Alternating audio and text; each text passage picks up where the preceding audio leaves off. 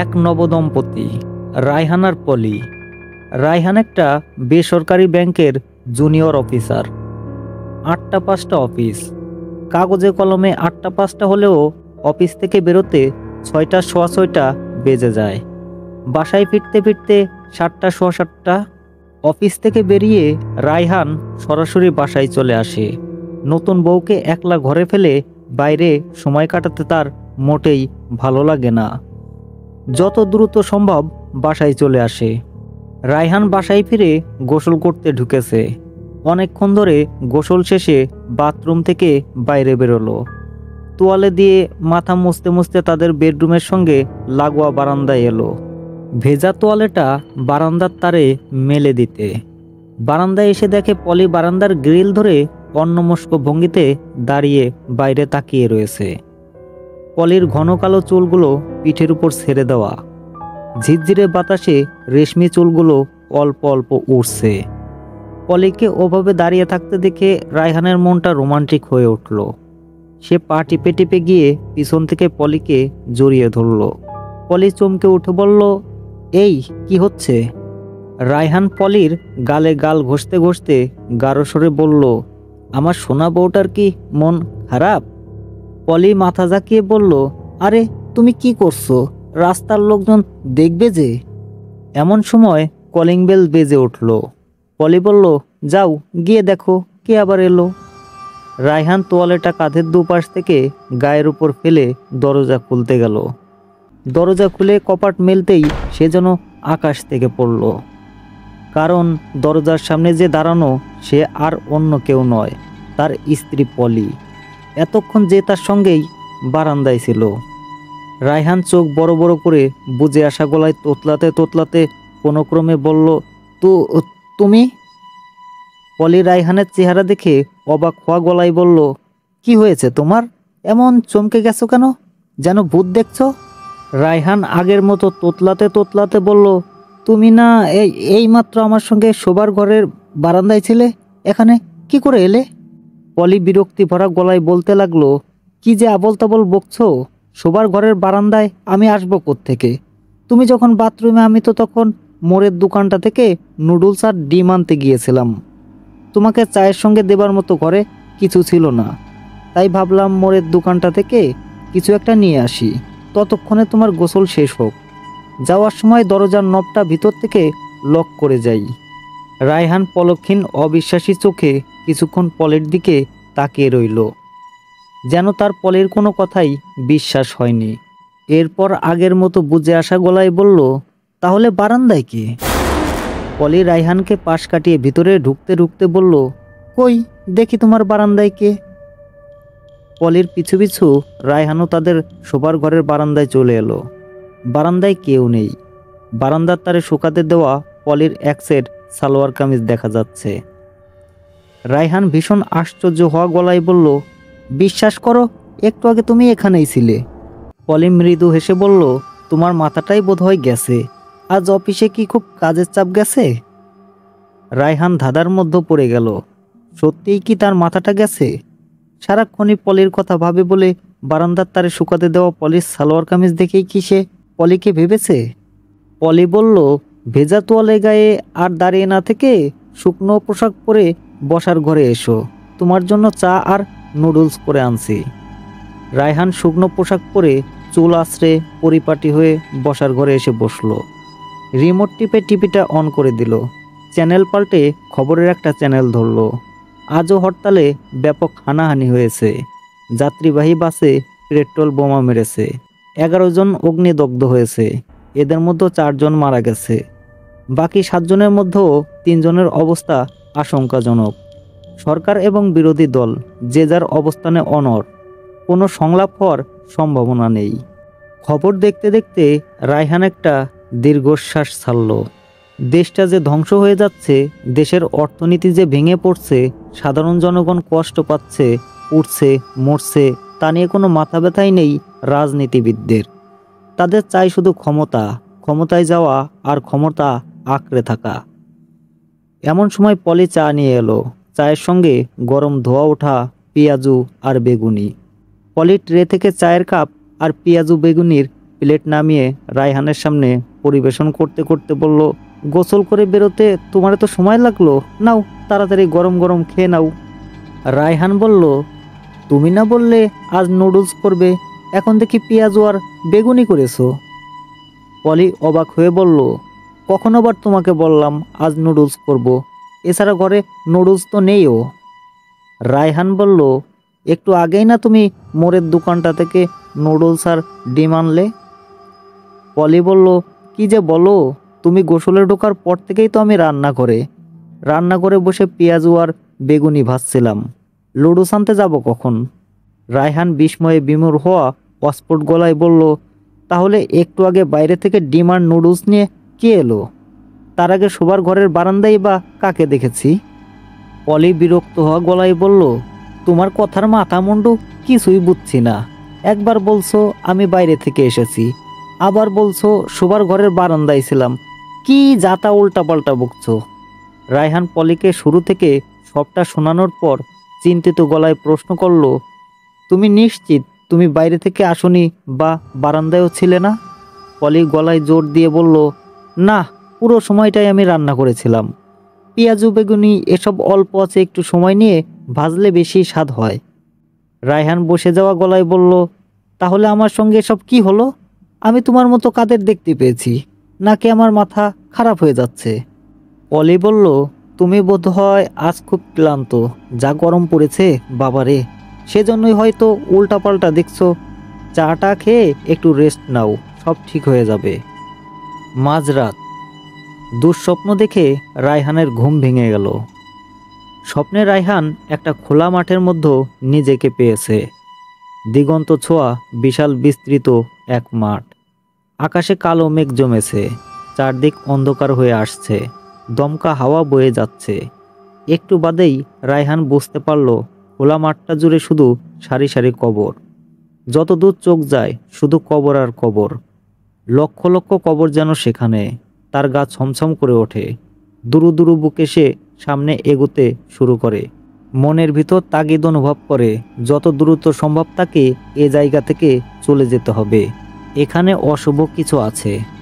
সে ক্রমেই হাঁটার গতি বাড়িয়ে দেয়, লম্বা লম্বা পা ফেলতে থাকে, কিন্তু পথ যেন ফুরোবার নয়। যতদূর চোখ যায় শুধু ধুধু প্রান্তর। চলতে চলতে একসময় প্রচণ্ড ঝড় শুরু হয়, সেই সঙ্গে ঘন ঘন বাস পড়তে থাকে। ঝড়ো হাওয়ায় কবরগুলোর উপরের শুকনো ধুলোমাটি ঘূর্ণির মতো হয়ে উঠতে আরম্ভ করে।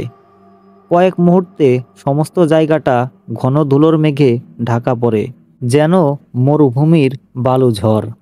চোখের সামনে ধুলোর মেঘ ছাড়া আর কিছুই দেখা যায় না।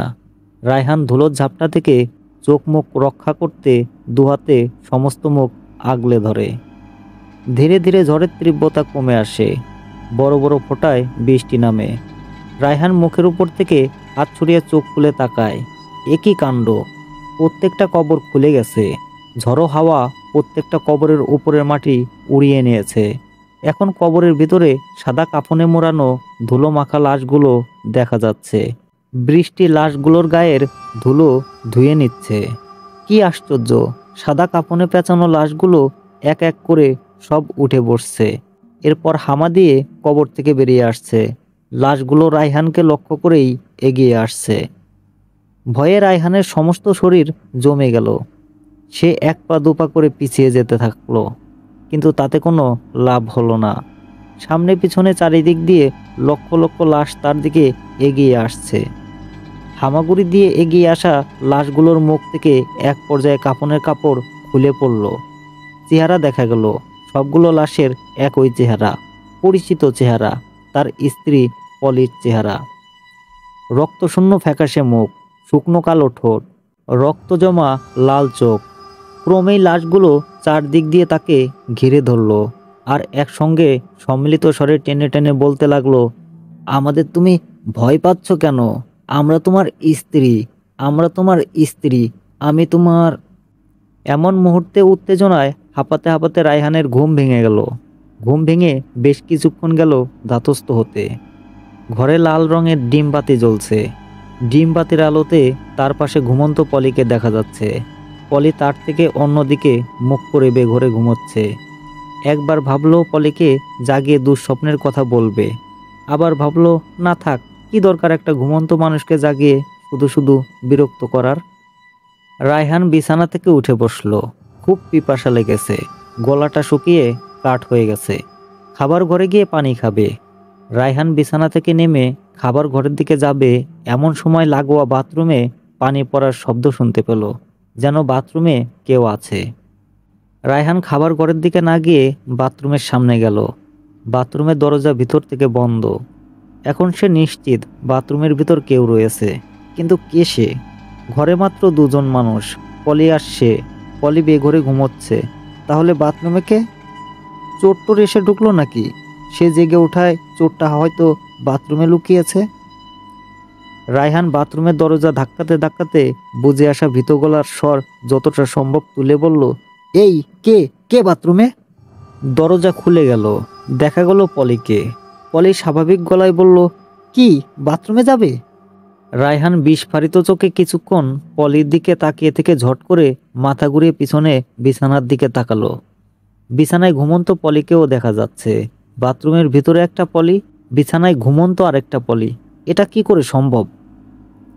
রায়হান ভীত সন্ত্রস্ত মুখে মাথা ঘুরিয়ে ঘুরিয়ে তার সামনে দাঁড়ানো বাথরুমের ভিতরের পলির দিকে তাকাচ্ছে, আবার বিছানায় ঘুমন্ত পলির দিকে তাকাচ্ছে। তাই দেখে পলি অবাক হওয়া গলায় বলল, তুমি এমন করছো কেন? কি হয়েছে? রায়হান থতমত খাওয়া গলায় বলল, তুমি বাথরুমে, তাহলে বিছানায় ঘুমোচ্ছে কে? পলি বলল, কই দেখি তো কে বিছানায় ঘুমোচ্ছে।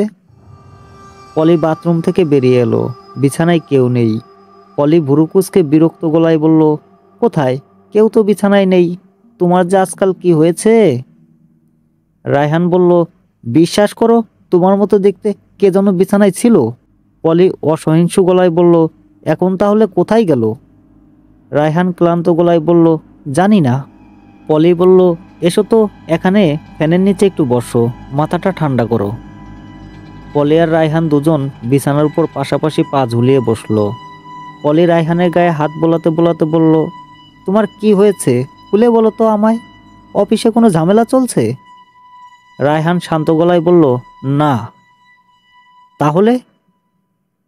আজ তোমাকে নিয়ে একটা দুঃস্বপ্ন দেখেছি। স্বপ্নটা কি যে ভয়ঙ্কর! পলি রায়হানকে কথা শেষ করতে না দিয়ে প্রশ্ন করে উঠল, কি দুঃস্বপ্ন দেখেছ? আমি মরে গেছি? রায়হান কয়েক সেকেন্ড চুপ করে থাকার পর পুরো স্বপ্নটা বিস্তারিতভাবে বলল। বলা শেষ হলে পলি হাই তুলতে তুলতে বলল, তোমার উচিত অফিস থেকে কয়েকদিনের ছুটি নিয়ে কোথাও বেরিয়ে আসা, তাহলেই সব ঠিক হয়ে যেত। এমন দুঃস্বপ্ন দেখতে না, আর আমাকেও দুটো তিনটে করে দেখতে না। খুব ঘুম পাচ্ছে, এসো শুয়ে পড়ি। রায়হান বলল, আমার খুব পিপাসা লেগেছে, খাবার ঘর থেকে পানি খেয়ে আসছি, তুমি শুয়ে পড়ো। রায়হান খাবার ঘরে এসে পরপর 2 গ্লাস পানি ঢেলে খেলো। খাবার ঘরের ওপাশেই বসার ঘর। বসার ঘর থেকে টিভি চলার মৃদু শব্দ কানে আসছে। রায়হান ভাবল, রাতে শোবার আগে ভুলে কি টিভিটা অন রেখেই তারা বসার ঘর থেকে চলে এসেছিল। বসার ঘরে ঢুকে রায়হান চমকে উঠল। বসার ঘরের সোফায় বসে রিমোট হাতে পলি টিভি দেখছে। পলির সামনে খালি চায়ের কাপ। রায়হানকে দেখে পলি বলল, কি তোমারও ঘুম ভেঙে গেছে? রায়হান আশ্চর্য হওয়া গলায় বলল, একটু আগেই না বললে তোমার খুব ঘুম পাচ্ছে, এখন এসে টিভি দেখতে বসেছো কেন? পলি অবাক হওয়া গলায় বলল, একটু আগে কখন তোমায় বললাম আমার খুব ঘুম পাচ্ছে? আমি ঘন্টাখানিক ধরেই তো এখানে টিভির সামনে। ঘুম আসছিল না। মাঝে মাঝে আমার এমন হয়, কিছুতেই ঘুম আসতে চায় না, তাই বিছানা ছেড়ে উঠে এসে 1 কাপ চা বানিয়ে টিভি দেখতে বসি। তোমার ঘুম ভাঙলো কখন? দুহাতে মাথা চেপে ধরে চিৎকার করে উঠল রায়হান, আমি আর পারছি না, আমি বোধহয় পাগল হয়ে যাচ্ছি। শোবার ঘরে এতক্ষণ তাহলে আমি কার সঙ্গে ছিলাম? রায়হানের আচরণে পলি হতভম্ব হয়ে গেল, বেশ ঘাবড়েও গেল। সঙ্গে সঙ্গে টিভিটা অফ করে ছুটে এসে রায়হানকে ধরে বলল, কি হলো তোমার, হঠাৎ এমন করছো কেন? রায়হান পলির নাগাল থেকে ছিটকে সরে গিয়ে চেঁচিয়ে বলল, তুমি আমাকে ছোবে না, এই তুমি আসল না, না শোবার ঘরে তুমি আসল, কে জানে। পলি সাংঘাতিক আশ্চর্য হওয়া গলায় বলল, এসব তুমি কি বলছো? আসল নকল, তোমার মাথাটা কি খারাপ হয়ে গেছে? রায়হান অপ্রকৃতিস্থের মতো চিৎকার করে বলতে লাগলো, হ্যাঁ আমার মাথা খারাপ হয়ে গেছে, হ্যাঁ আমার মাথা খারাপ হয়ে গেছে, হ্যাঁ আমার মাথা খারাপ হয়ে গেছে। বলতে বলতে কান্নায় ভেঙে পড়লো।